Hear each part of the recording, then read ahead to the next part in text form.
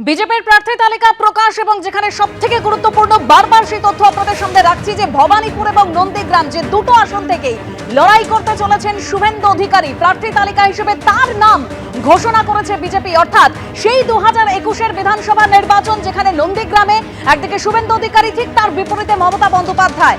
সেই নন্দীগ্রাম থেকেও যেরকম শুভেন্দু অধিকারী দাঁড়াচ্ছেন, আর মমতা বন্দ্যোপাধ্যায়ের কেন্দ্র ভবানীপুর, সেখান থেকেও শুভেন্দু অধিকারী এবারের বিধানসভা নির্বাচনে লড়াই করতে চলেছেন। তাহলে কি বিধানসভা ভোটে ফের মমতা বন্দ্যোপাধ্যায় শুভেন্দু অধিকারীর দ্বৈরথ দেখা যাবে? এখনো পর্যন্ত তৃণমূলের তরফে প্রার্থী তালিকা ঘোষণা করা হয়নি, তবে সম্ভবত যে তথ্য সামনে আসছে ভবানীপুর থেকেই আবার লড়াই করতে চলেছেন মমতা বন্দ্যোপাধ্যায়। আর পাশাপাশি শিলিগুড়িতে বিজেপি প্রার্থী শঙ্কর ঘোষ, এই মুহূর্তে বরানগরের বিজেপি প্রার্থী সজল ঘোষ আমাদের সঙ্গে টেলিফোন লাইনে রয়েছেন। অতনু, তোমার প্রশ্ন। সজলদা, আপনার কাছে প্রথমেই যেটা আমার প্রশ্ন, সেই যবে থেকে আপনি ছাত্র রাজনীতি করতেন তবে থেকে শুভেন্দু অধিকারী আপনার সঙ্গী। শুভেন্দু অধিকারী গত 2021-এর বিধানসভা নির্বাচনে নন্দীগ্রাম থেকে মুখ্যমন্ত্রী মমতা বন্দ্যোপাধ্যায়কে হারিয়ে বিধায়ক হন এবং তারপর মুখ্যমন্ত্রী ভবানীপুর থেকে দাঁড়িয়ে জিতে বিধায়ক হন। সেই ভবানীপুর কেন্দ্র থেকেও এবার শুভেন্দু অধিকারী দাঁড়াচ্ছেন, নন্দীগ্রাম থেকেও দাঁড়াচ্ছেন, দুটো কেন্দ্র থেকে দাঁড়াচ্ছেন। ফলে গতবার নন্দীগ্রাম থেকে যে লড়াইটা দেখা গেছিল, এবারে ভবানীপুর কেন্দ্রে মুখ্যমন্ত্রী মমতা বন্দ্যোপাধ্যায়ের সঙ্গে বিরোধী দলনেতা শুভেন্দু অধিকারীর সেই লড়াইটা দেখা যাবে বলে মনে হচ্ছে।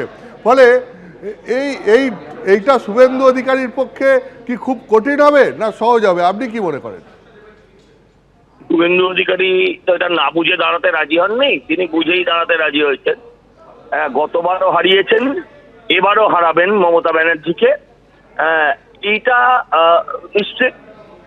এটা নিয়ে আর কোনো নেই। মমতা ব্যানার্জি গতবারই ওখান থেকে পালাতে চেয়েছিলেন, পালিয়েছিলেন রাজার, গতবারই উনি ওখান থেকে পালিয়েছিলেন। এবারে পালাতে হবে না, এবারে পরাজিত হবেন, এই আর।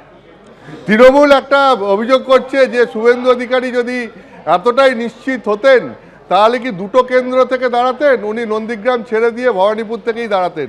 নন্দীগ্রামটাও আসলে কৌশলগতভাবে উনি হাতে রাখছেন, কি বলবেন?